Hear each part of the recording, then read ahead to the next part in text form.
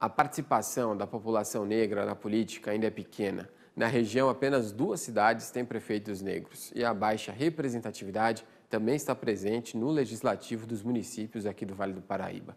Fatores históricos, como a abolição da escravidão, ainda influenciam na desigualdade racial e retratam as dificuldades da população negra no país. Dados do IBGE apontam que cerca de 56% da população brasileira se declara como negra no país, ou seja, mais da metade. Mas a maioria dos números reflete uma minoria em oportunidades e participação política. Um levantamento feito pelo Jornal Setorial apontou que na região metropolitana do Vale do Paraíba, apenas Canas e Arapeí elegeram prefeitos pretos ou pardos em 2016. Toda essa desigualdade política pode ser explicada por meio da história do nosso país. A abolição da escravatura ocorreu há 132 anos e ainda é um período muito recente que deixa marcas até os dias atuais. Podia votar quem fosse alfabetizado. Quem podia se alfabetizar? Os negros não podiam se alfabetizar.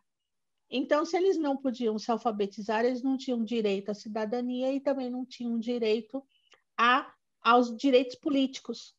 A abolição ela trouxe liberdade, mas ela não trouxe cidadania. Ela não trouxe condições de ascensão social. E isso se reflete muito, principalmente numa região como o Vale do Paraíba, uma região altamente elitista e comandada por homens, né? Ainda considerando a representação na política na região, os números não mudam muito em relação ao acesso à Câmara dos Vereadores. Dos 415 eleitos em 2016, apenas 58 são negros.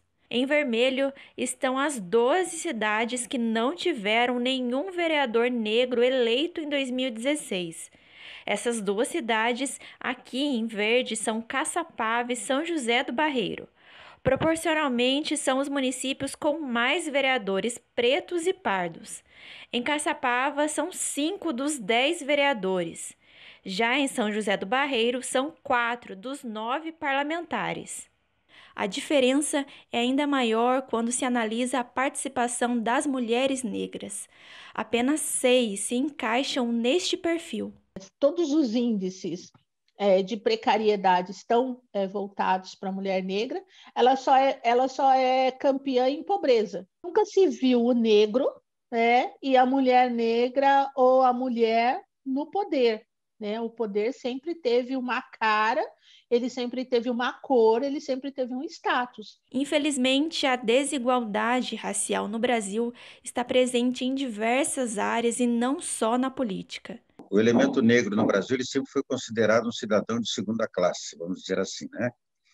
Então, nós temos aí dados do IBGE que apontam situações como essa.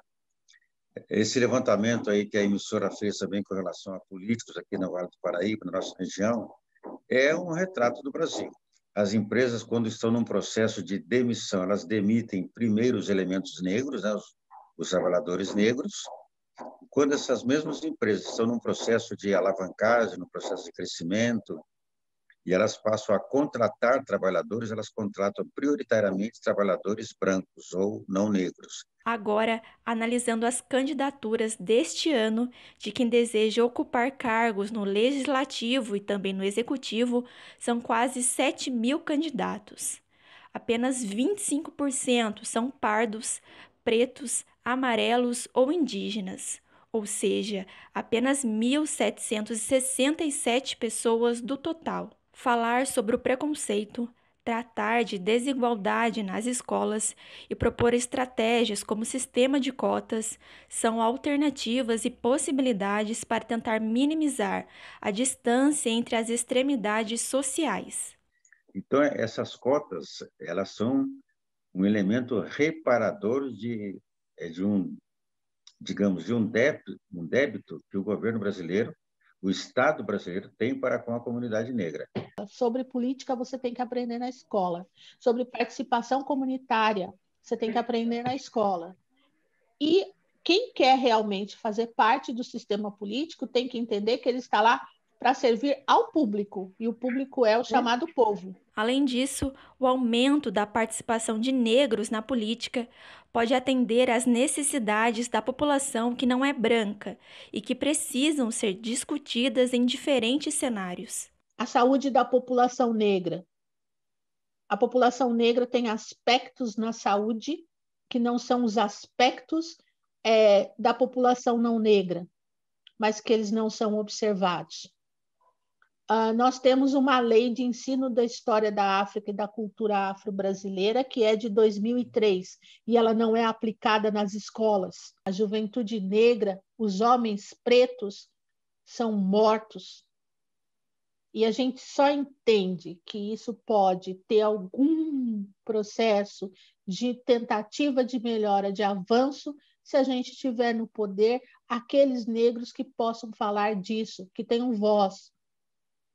Por isso a importância das candidaturas negras. Na medida em que as pessoas se conscientizarem da necessidade de se igualar pessoas, homens, mulheres, brancos, negros, e as pessoas serem analisadas, avaliadas pela sua capacidade de trabalho, as pessoas serem avaliadas pelo caráter que elas demonstram ter, a retidão de caráter, a gente certamente vai ter um país muito mais plural e um país muito mais, eu diria, justo e igualitário. A gente volta a conversar agora com o professor Denilson Costa, que também é coordenador na Universidade Zumbi dos Palmares, é mestre em História Social. Professor, a gente viu uma matéria aí com dados bastante preocupantes. Quero acrescentar um aqui. Na população aqui do Vale do Paraíba, 30% da população da nossa região é negra. E a gente só tem aí 2 cidades com prefeitos negros que foram eleitos em 2016. 12 cidades não tem sequer nenhum vereador negro. O quanto isso é um reflexo e o quanto isso gera de uma consequência negativa para o próprio desenvolvimento da sociedade. Sim, a maior dificuldade é que isso mostra na nossa região o racismo estrutural. Né? Porque quando se fala hoje do racismo estrutural, as pessoas acham assim que é totalmente longe, ele é muito presente. Algo simples de você notar com relação a 2 cidades no Vale do Paraíba, onde tem a representatividade negra. Né?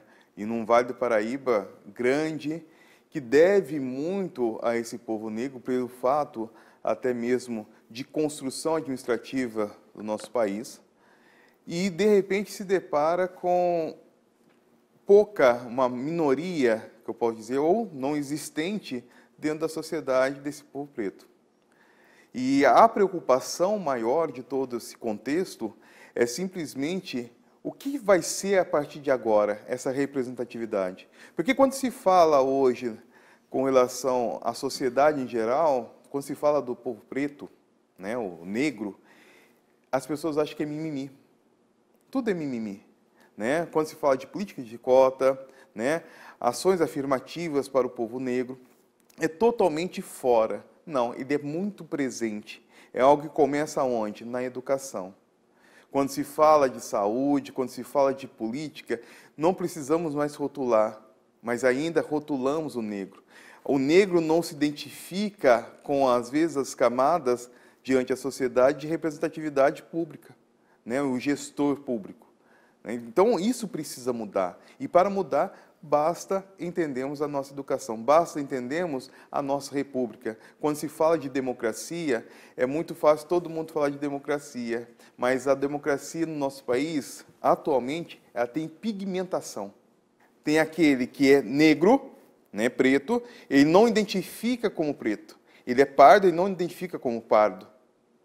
Mas eu quero utilizar de meios diante da sociedade com as ações afirmativas, a representatividade, mas aquele momento em que eu tiro o meu pé da senzala, ainda eu sou negro. Mas para a sociedade, eu não sou branco, eu sou negro também. Então precisamos mudar isso. O poder de compra. Ah, mas professor, como se relata essa questão de compra? Como que se estabelece isso? Quando se coloca a ideia que o negro, quando ele tem um poder aquisitivo almejado, ele é preto, ele não é branco. Só que para a sociedade vai tratar como preto. Mas ele, no seu subconsciente, muitas vezes se acha como branco. Então precisamos de representatividade, precisamos de mudança. E quem sofre mais com tudo isso é a mulher negra. Quando ela vai para o mercado de trabalho ou para um setor eleitoral, eu vou ser candidata à eleição, se torna uma dificuldade muito grande. E se você observar, a única é de São Sebastião, se eu não me engano. Ilhabela. Né? Ilhabela. E não foi eleita. E não foi eleita. Ela assumiu porque o prefeito... E ainda vivemos nessa questão de rótulo, porque o principal, o prefeito, eu quero ser prefeito, mas eu quero falar de uma representatividade negra, o que eu coloco? Eu coloco o negro para ser vice. Então precisamos mudar isso. E para mudar é romper esse racismo estrutural, é na educação. E só para dar mais um número, o senhor falou aí das mulheres negras, a gente tem 1,5% do total de vereadores aqui da região são mulheres negras, 1,5%. Muito pouco. São 6 mulheres negras eleitas vereadoras em 2016, só 4 cidades têm essa representação. Uma outra pergunta que eu quero te fazer, professor, é a seguinte. O senhor falou que começa na educação. Hoje, na educação, a gente começa a desenvolver um pouco mais as cotas, né? Hoje a gente já tem cotas sociais e raciais, principalmente se a gente considerar as universidades públicas. E na política, a gente já tem as cotas de candidaturas para mulheres.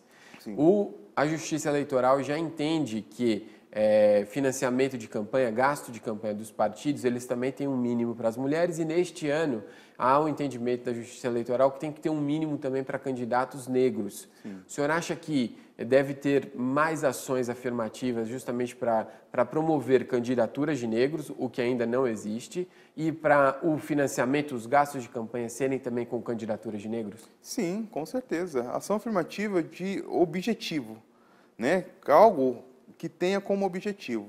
Se você observar, o sistema de cota no Brasil foi muito bom para o negro, porque vai existir a questão da representatividade. Se você colocar há 30 anos atrás, a porcentagem de negros na universidade e com situações como algumas áreas, como a medicina, como o direito, não havia grande quantidade de negros, hoje já tem. Então, essa ação afirmativa, esse processo todo, houve uma contribuição muito grande. Professor, eu agradeço muito a sua presença aqui e todo o seu conhecimento, todo o conhecimento que o senhor trouxe da história aí, para a gente entender o cenário no qual nós estamos hoje, porque só chegamos até aqui com essa bagagem histórica toda. Sim. E precisamos pensar aí para o futuro. Isso começa nas eleições agora. Você vai votar dia 15 de novembro. Leve todas essas informações em consideração na hora de fazer o seu voto. O senhor quer falar mais alguma coisa? Não, é que precisamos entender esse resgate eleitoral a partir do momento que entendemos a nossa origem. Precisamos entender o que eu posso fazer para o outro. A política no Brasil ela se tornou rotulada a questão partidária, porque é o partido que faz. Não, você é que faz. E por isso que esse povo negro tem que assumir e vai assumir. E pode ter certeza disso. Tá ok? Então, eu acho que é esse processo que precisamos entender. As constituições, as ideias, o objetivo de soma. Precisamos somar sempre. Perfeito, professor. Muito obrigado. Eu agradeço. Eu agradeço você também que acompanhou a gente durante toda essa edição especial aqui do Jornal Setorial neste feriado. A gente volta amanhã a partir de meio-dia. Enquanto isso, eu peço que você também nos acompanhe nas redes sociais. Você pode interagir com a gente por lá. É só você procurar TV Setorial lá no Facebook e também no Instagram. A gente volta amanhã, meio-dia. Uma boa tarde para você e até lá.